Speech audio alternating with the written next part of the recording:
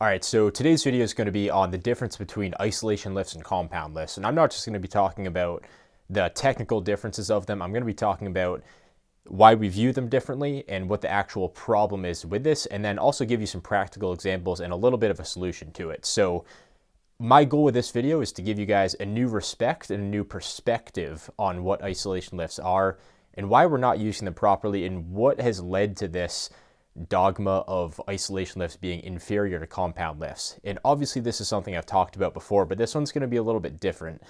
This is one of those times where I'm going to say, if you clicked on this video, please just watch the whole thing. You're not going to get the full value unless you actually do watch this full video. So please, whatever you have to do, whether you have to split it up in 2 parts throughout the day, please watch the full thing. I think there's a lot of value in this video, and I'm excited to share with you guys a little bit of what my mindset is, my mistakes that I've made, and how I've gotten to where I've gotten now and actually gotten far superior results on something that is just so simple, overlooked, and something that people just don't talk about because of a bunch of different reasons. But with that all being said, let me actually dive into this video. So, a new respect for isolation lifts.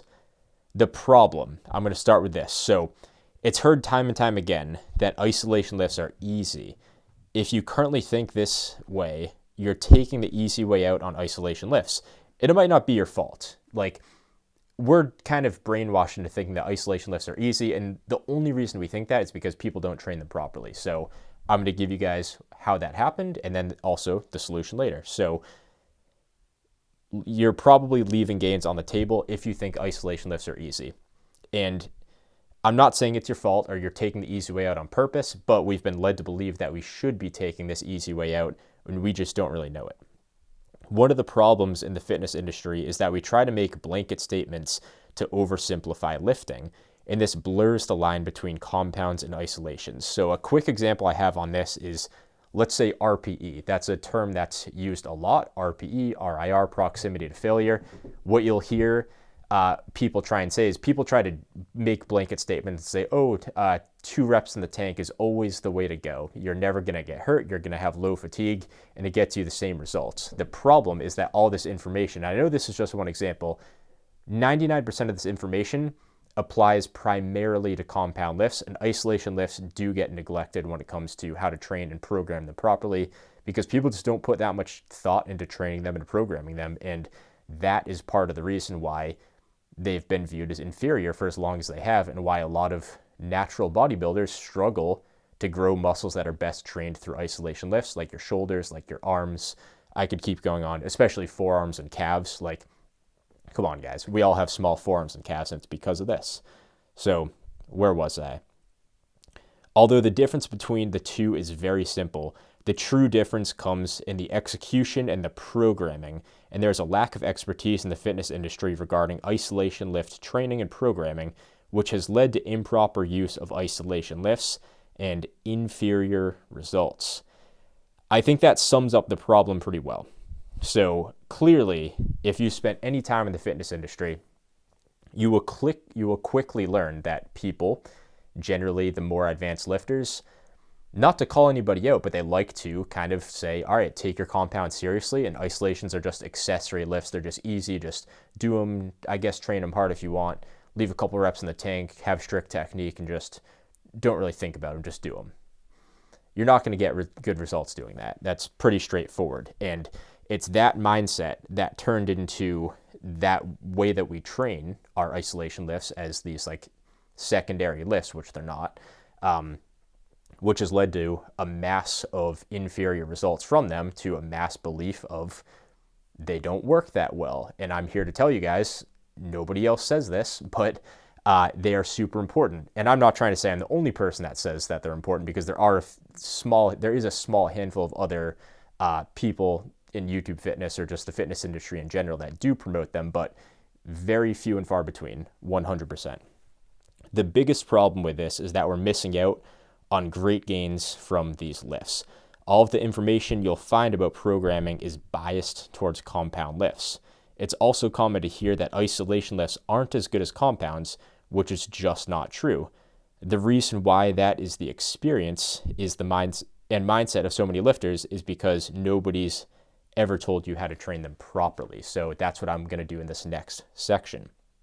Here's the solution on how to actually start getting results from isolation lifts, and not even just like improve them a little bit, but like how to actually go from wasting your time doing isolation lifts improperly, like we've all been led to believe, to actually training them hard and getting like miles better results than you ever have in the past using these lifts. The solution is isolations can't be trained like compounds. They typically require training to failure or past failure. I generally like to think of training isolations based on proximity to muscular failure and training compounds based on proximity to technical failure. There is a difference between the two, and I'm not going to try and overcomplicate that. But let's say you're doing a compound lift. Generally, your risk of injury is a little bit higher since there's multiple joints involved and your leverages can really change throughout the lift. And they build up a ton of fatigue if you really push a lot of compound lifts close to failure. So generally, it's smart to leave rep in the tank with compound lifts, sometimes 2, sometimes 3. It totally depends on the lift. There's even compound lifts that you can take to failure and past failure, like a lat pull down. That's why I hate to make these blanket statements putting like conventional deadlifts and a lat pull down both under the umbrella of compound lifts, because technically, while they're both multi-joint movements, they're totally different when it comes to fatigue and risk of injury and the downside that you'll actually see from technique breakdowns. They are totally different. The way that I like to view isolation and compound lifts is they're apples and oranges, and they complement each other. They're both equal, but they complement each other very, very well. And the problem is when you start to bias one side over the other, your results are also biased for one side and against the other side. And when it comes to bodybuilding, that's an issue. It really is, because if you want to build the best physique possible, you're leaving a lot of gains on the table. So the mindset that I want you guys to start taking here is they're different. They're totally different, and that's okay. The way we train them and the way we program them is totally different, and that's totally fine. It's a good thing. We shouldn't be training them the same, and we should avoid these blanket statements. But these lifts complement each other so well, and that's what ultimately builds the best physiques. The best natural bodybuilders train both of these lifts in different ways, and they train them with the same mindset, and not the same approach, but the same effort level is what I'm trying to get at here. Even if you do train to failure on isolations, if you have the mindset that isolations are less beneficial or less important, you aren't actually training to failure. This is a huge mistake I made as an intermediate. I would train isolations with low effort and focus and therefore reach failure much sooner. You'll realize effort level is another factor that is difficult to measure.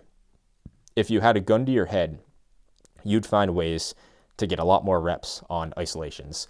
So compounds, sure, if you take a set of bench press to failure and then someone holds a gun to your head and they're like, oh, get 3 more, like you might not be able to get even 1 more rep. It's just like it's technical failure. You're actually, you're failing that lift entirely.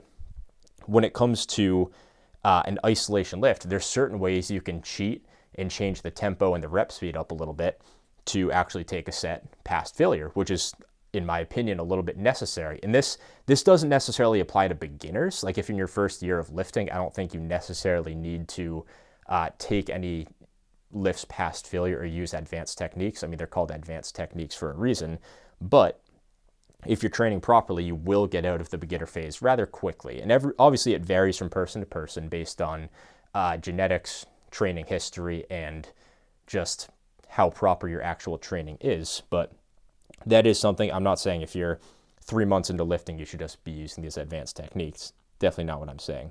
But let's see.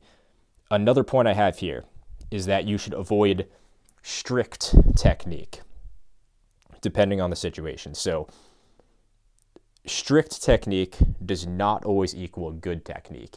And I'm not going to go into that too much, but I do want you to start to think about that statement. I am going to have a video on that.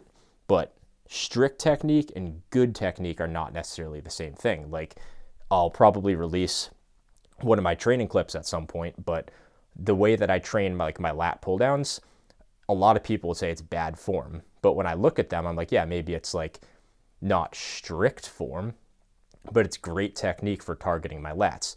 So strict and good are not necessarily the same thing when we're talking about form or when we're talking about technique. Another part of these solutions is I want you guys to avoid low rep isolation lifts with strict technique. These are rarely taken close enough to failure. If you're doing strict barbell curls for sets of like 5, 6, maybe even 7 or 8, if your form is that strict and the reps are that low, you're going to hit technical failure very quick and your biceps aren't going to be anywhere close to failure. So I do generally advise against these. It is okay to use a little bit of a cheat. And I'm not just saying this doesn't just apply to curls. This applies to a lot of isolation lifts. But generally, when your reps are very low, you're not going to be able to take it quite close enough to muscular failure if you're using like strict technique. The last thing I want to leave on here is that isolation lifts, even when taken past failure, they're simply not that fatiguing. It's definitely a local fatigue for sure. But once you're a little bit more advanced in training, I'm not talking about like an actual advanced lifter that's been training for 15 years. I'm talking about you have a little bit of experience and you're not a beginner anymore. You should and could use more volume and frequency. You don't have to worry about fatigue and recovery when it comes to isolations once you're past the beginner phase. If you want to grow a muscle with isolation lifts, and you don't have an injury in that specific area, you can pretty much put as much volume and frequency as you want in there. Obviously, that's only to an extent. I'm not saying to do like 50 sets a week and train them 7 times a week, but in a practical sense, you can train them with a little bit higher volume and frequency. So with all that being said, I want you guys to reflect on this video, think about some of this stuff, and kind of assess your own training. I just want you guys to avoid the mistakes I made. I want you guys to take your effort seriously on isolation lifts, and I want you to view them with a new respect. They're not the same as compound lifts. It's apples and oranges. They just complement each other really well. With all that being said, I'm going to leave that at that for today. So if you have any questions, let me know in the comments.